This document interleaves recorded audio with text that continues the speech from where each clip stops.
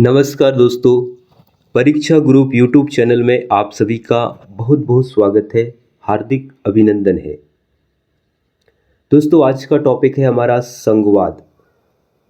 आपके n t net JRF set में ये संघवाद भारतीय संविधान के अंतर्गत जो टॉपिक है, इसमें से काफ़ी ऐसे प्रश्न पूछे जाते हैं। तो उन सारे प्रश्नों को यहाँ पे इस जो आपका टॉपिक है इसमें पूरा कवर करेंगे। ज्ञातव्य है कि संघवाद फेडरलिज्म शब्द की उत्पत्ति लैटिन शब्द फोडस से हुई है, जिसका अर्थ एक प्रकार का समझौता या अनुबंध है। फेडरलिज्म जो शब्द है इसकी उत्पत्ति फोडस से हुई है, लैटिन भाषा की, और इसका अर्थ है समझौता या अनुबंध। भारतीय संविधान के अनुच्छेद 1 में कहा गया है कि भारत राज्यों का संघ होगा। अगर हम आगे देखेंगे तो वास्तव में महासंघ दो तरह की सरकारों के बीच सत्ता का साझा करने और उनके संबंधित क्षेत्रों को नियंत्रित करने हेतु एक समझौता है। दोस्तों, यहां पे देखेंगे हम, इस आधार पर कहा जा सकता है कि संघवाद सरकार का वह रूप है जिसमें देश के भीतर सरकार के कम से कम दो स्तर मौजूद हैं। भारतीय संविधान के अनुच्छेद 1 में कहा गया है कि भारत राज्यों का संघ होगा। यहाँ पे कई ऐसे राज्य होंगे, जिस प्रकार से अभी 29 राज्य हैं, इन सभी का संपूर्ण रूप से संघ है। और यहाँ पे जो संघवाद में एक केंद्र सरकार होगा और एक राज्य सरकार होगा, जो राज्य भारत के अंदर जो राज्य होंगे। तो जिस प्रकार से यहाँ पे दो स्तर की बात कही गई है, पहला केंद्र स्तर पर जो केंद्र सरकार होगा और दूसरा स्तर जो आपकी राज्य सरकार होगा, जिसको स्थानीय स्तर भी कहा जा सकता है। तो इस प्रकार से संघवाद में सरकार के वे दो रूप होते हैं, दो स्वरूप होते हैं। जो केंद्र सरकार पूरी राष्ट्र पे भूमिका निभाता है और राज्य सरकार जो किसी एक राज्य में अपनी भूमिका निभाता है। पहला केंद्रीय स्तर जो केंद्र सरकार है और दूसरा स्थानीय स्तर पर स्थानीय जो सरकार है। भारत की स्थिति में संघवाद को स्थानीय, केंद्रीय और राज्य सरकारों के मध्य अधिकारों के वितरण के रूप में परिभाषित किया जा सकता है।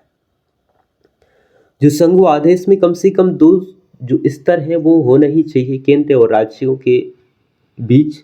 लेकिन इसके अलावा जो हमारे भारत में वो स्थानीय सरकारें भी हैं, जिस प्रकार से पंचायती राज से संबंधित उनको भी कुछ ऐसे प्रावधान दिया गया है। तो इसमें ऑल ओवर अगर हम देखें तो संघवाद में जो शक्तियां हैं वो किसी एक के पास नहीं होती, बल्कि इनको शक्तियों को केंद्रित ना करके विकेंद्रित कर दिया जाता है। शक्तियों का बंटवारा हो जाता है, कुछ राज्यों के पास तो कुछ राष्ट्रों के पास ये शक्तियों का बंटवारा रहता है। सहकारी बनाम प्रतिस्पर्धी संघवाद। यहाँ पे संघवाद के दो रूपों के बारे में हम अध्ययन करेंगे। केंद्र और राज्य सरकार के बीच संबंधों के आधार पर संघवाद की अवधारणा को दो भागों में विभाजित किया गया है। राज्य सरकार और केंद्र सरकार के आधार पर सहकारी संघवाद और प्रतिस्पर्धी संघवाद के रूप में यहाँ पे हम लोग दो अवधारणाओं को देखेंगे। यहाँ पे दो अवधारणाओं को विकसित किया गया है, सहकारी संघवाद और प्रतिस्पर्धी संघवाद। दोस्तों, यहाँ पे देखेंगे हम सबसे पहले सहकारी संघवाद। सहकारी संघवाद में केंद्र व राज्य एक दूसरे के साथ क्षैतिज संबंध स्थापित करते हुए एक दूसरे के सहयोग से अपनी समस्याओं को हल करने का प्रयास करते हैं। सहकारी संघवाद में यहाँ पे केंद्र और राज्य दोनों शामिल होते हैं और ऐसे राज्यों के या केंद्र के मुद्दे को एक आसानी से ये क्या करते हैं, हल करते हैं समस्याओं को, उन मुद्दों का निर्णय करते हैं। सहकारी संघवाद की अवधारणा में स्पष्ट किया जाता है कि केंद्र और राज्य में कोई भी किसी भी से श्रेष्ठ नहीं है। ये साथ मिलकर कार्य करते हैं। राज्य और केंद्र सहकारी संघवाद में इसमें किसी भी प्रकार का कहना चाहिए तो प्रतिद्वंदी नहीं होता, प्रतिस्पर्धा नहीं होता। ये दोनों मिलकर इसका कार्य करते हैं और इसमें किसी को श्रेष्ठ नहीं समझा जाता। केंद्र और राज्य बराबर होते हैं सहकारी संघवाद में। अगर हम आगे देखेंगे तो जानकारों का मानना है कि यह राष्ट्रीय नीतियों के निर्माण और क्रियान्वयन में राज्यों की भागीदारी सुनिश्चित करने के लिए एक महत्वपूर्ण उपकरण है।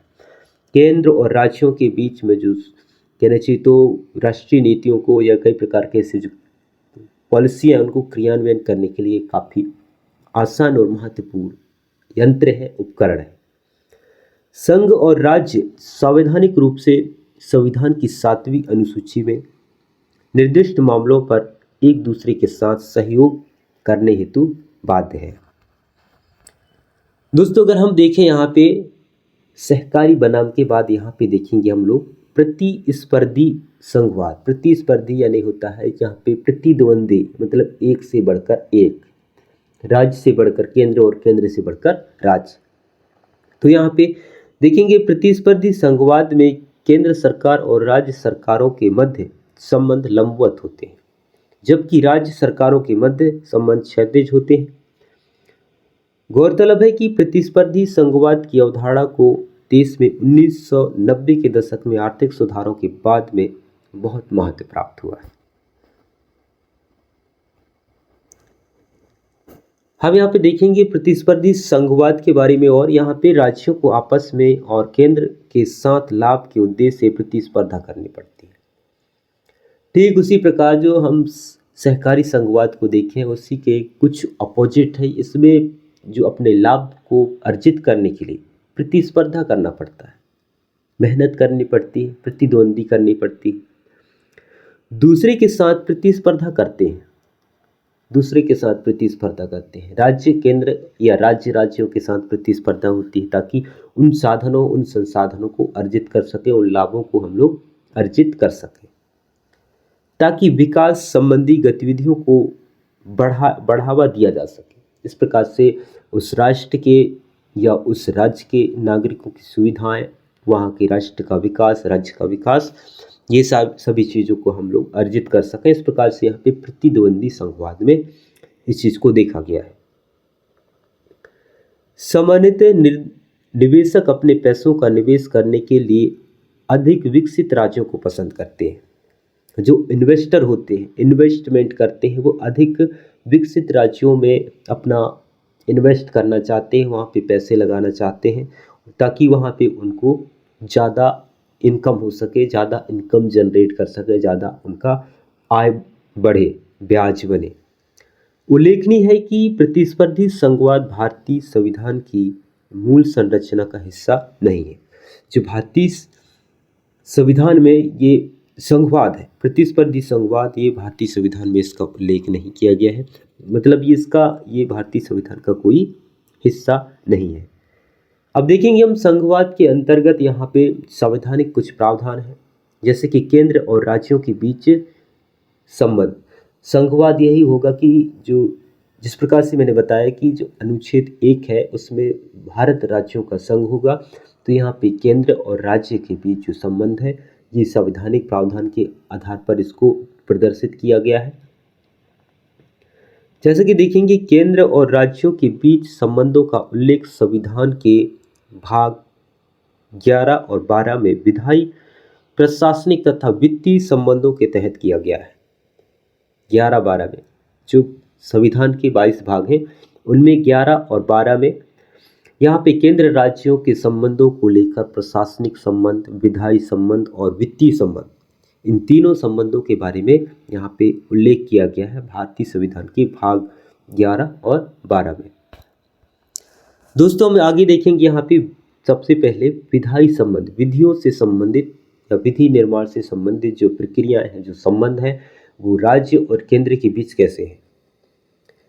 केंद्र अथवा राज्य द्वारा किसी विषय पर कानून बनाने की शक्ति को विधायी शक्ति कहा जाता है। कानून केंद्र सरकार भी बना सकती है और राज्य सरकार भी बना सकती है, लेकिन इसमें अलग अलग जो विषय हैं, अलग अलग जो सूचियां हैं, उनके आधार पर ये कानून निर्मित कर सकते हैं।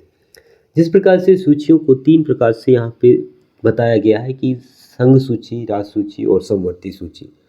तो केंद्र सरकार में जो कानून बनाएंगे, केंद्र सूची में जो कानून बनाया जाएगा, यानी कि संघ सूची में जो कानून बनाया जाएगा वो केंद्र सरकार के द्वारा ही बनाए जाएंगे।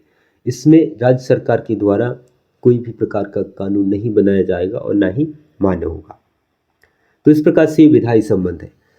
हम एक ऐसी प्रणाली का पालन करते हैं जिसमें विधायी शक्तियों का वर्णन करने वाली 2 प्रकार की विषय सूची होती है, जिसमें क्रमशः संघ सूची, जिसको केंद्र सूची भी कहते हैं, और राज्य सूची के रूप में जाना जाता है।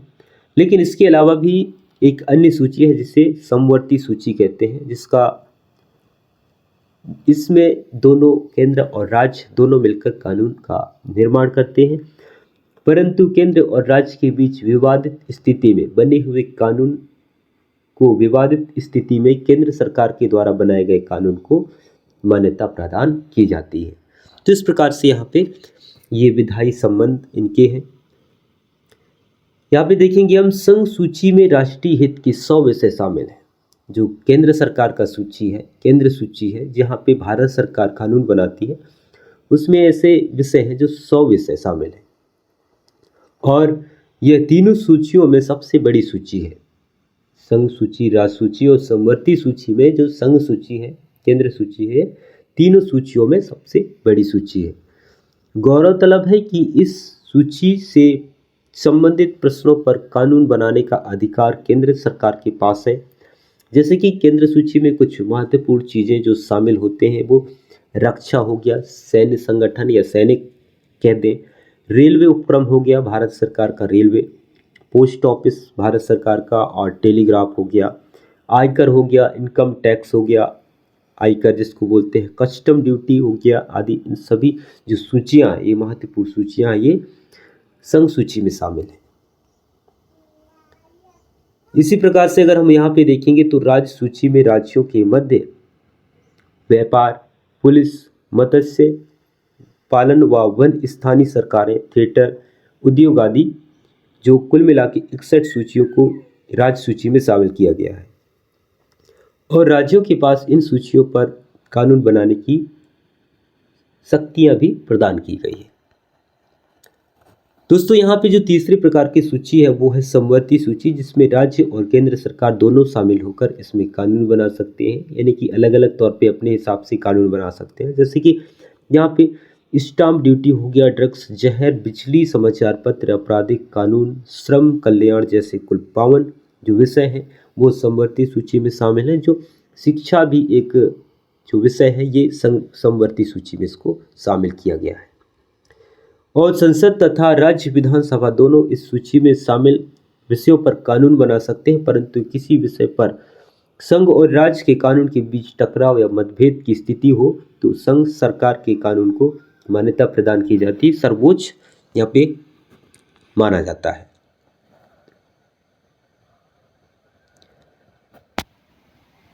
प्रशासनिक संबंध हमने देखा, यहाँ पे सबसे पहले विधायी संबंध, केंद्र और राज्यों के बीच जो संबंध है विधायी संबंध। अब यहाँ पे देखेंगे हम लोग प्रशासनिक संबंध। भारतीय संविधान के अनुच्छेद 256 से 263 तक केंद्र तथा राज्यों के बीच जो प्रशासनिक संबंधों का उल्लेख किया गया है, चर्चा की गई है। प्रशासनिक संबंधों से तात्पर्य केंद्र और राज्यों की सरकारों के बीच जो कार्यपालिका संबंधी तालमेल है, उस चीज को यहाँ पे उल्लेख किया गया है। सामान्य रूप से संघ तथा राज्यों के बीच शक्तियों का विभाजन किया गया है, परंतु प्रशासनिक शक्तियों के विभाजन में संघीय सरकार और अधिक शक्तिशाली है। यहाँ पे प्रशासनिक संबंधों को, यहाँ पे इनके जो विभाजन है, बंटवारा है केंद्र और राज्यों के बीच, जिसमें से प्रशासनिक जो शक्तियाँ हैं वो केंद्र सरकार के पास ज़्यादा शक्तियाँ हैं, और राष्ट्रीय हितों को ध्यान में रखते हुए राज्य सरकार के प्रशासन पर संघ को पूर्ण नियंत्रण प्रदान किया गया है। इस प्रकार से राष्ट्रीय हित को, देश के हित को देखते हुए जो संघ सरकार है, केंद्र सरकार है, उसको प्रशासनिक शक्तियाँ ज़्यादा दी गई हैं और जो अंदर की जो केंद्र सरकार है उनको ये अपने नियंत्रण में ले सकती है। दोस्तों यहाँ पे देखेंगे हम लोग इसी के आगे, केंद्र को यह अधिकार दिया गया है कि वह आवश्यकता अनुसार कभी भी राज्यों को निर्देश दे सकता है।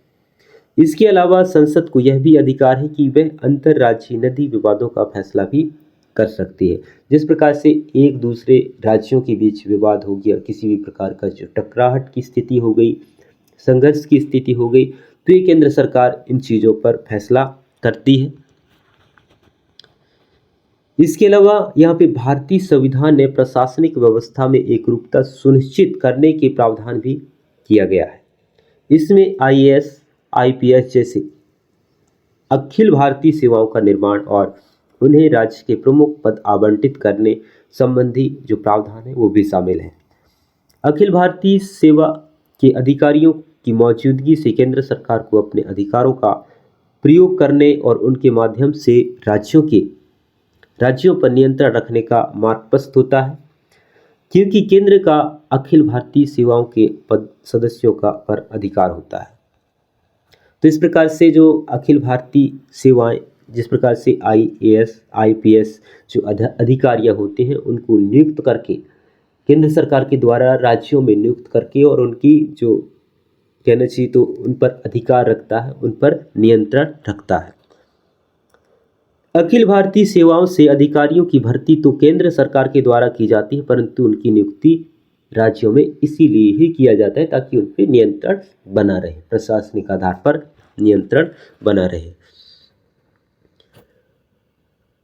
तो दोस्तों यहाँ पे देखेंगे हम लोग, हमारा जो लास्ट वाला है वित्तीय संबंध, हमने देखा विधायी संबंध राज्यों के बीच और केंद्र सरकार के बीच। इसी प्रकार से प्रशासनिक संबंध देखा केंद्र और राज्यों के बीच। वित्तीय संबंध केंद्र और राज्यों के बीच देखेंगे यहाँ पे कि भारतीय संविधान के अनुच्छेद 268 से 293 तक केंद्र एवं राज्यों के मध्य वित्तीय संबंधों का उल्लेख की गई है।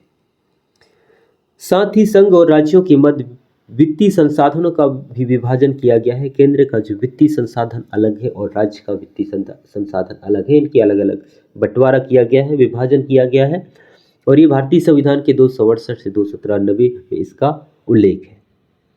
जो भारत शासन अधिनियम 1935 पर आधारित है, जिस प्रकार से ब्रिटिश संसद अधिनियम के तहत इसको पारित किया गया था।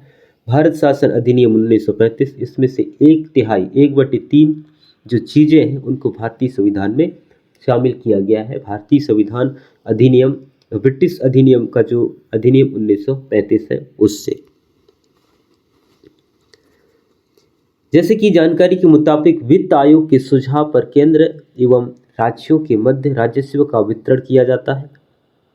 केंद्र और राज्य के बीच संविधान द्वारा केंद्र और राज्य सरकारों को राजस्व का स्वतंत्र स्रोत प्रदान किया गया है। तो इस प्रकार से यहाँ पे इनके बीच जो बंटवारा है वित्तीय आधार पर पैसे को लेकर, संविधान के अनुसार संसद के पास संघ सूची में शामिल विषयों पर कर लगाने की शक्ति है और राज्य सूची में जो विधायिका के पास राज्य सूची में शामिल विषयों पर कर लगाने की शक्ति राज्य को है। तो इस प्रकार से ये संघ सूची पर जितने कानून बनाती है उतने पे केंद्र सरकार कर लगाएगी और जितने राज्य सूची पे राज्य सरकार कानून बनाती है उन विषयों पर इसको कर लगाने का अधिकार है। संसद और राज्य विधायिकाओं दोनों के पास ही समवर्ती सूची में वर्णित विषयों पर कर लगाने का अधिकार है। जिस प्रकार से यहाँ पे दोनों मिलकर कानून बनाते हैं, दोनों मिलकर विधियां बनाते हैं, तो दोनों ही इसमें कर वसूल सकते हैं। संसद के पास अवशिष्ट विषयों से संबंधित मामलों पर भी कर लगाने का अधिकार है। जिस प्रकार से जो 3 सूचियां हैं, संघ सूची, राज सूची और समवर्ती सूची है, उसके अलावा एक और जो अवशिष्ट शक्तियां हैं वो उन पर भी संसद कर लगा सकती है। तो दोस्तों ये थे आज के संघवाद से संबंधित कुछ महत्वपूर्ण तथ्य और मैं उम्मीद करता हूँ कि ये वीडियो आपको पसंद आए तो वीडियो को लाइक कीजिए, चैनल को सब्सक्राइब कीजिए और मिलता हूँ मैं आप लोगों को अगली वीडियो में। तब तक के लिए जय हिंद।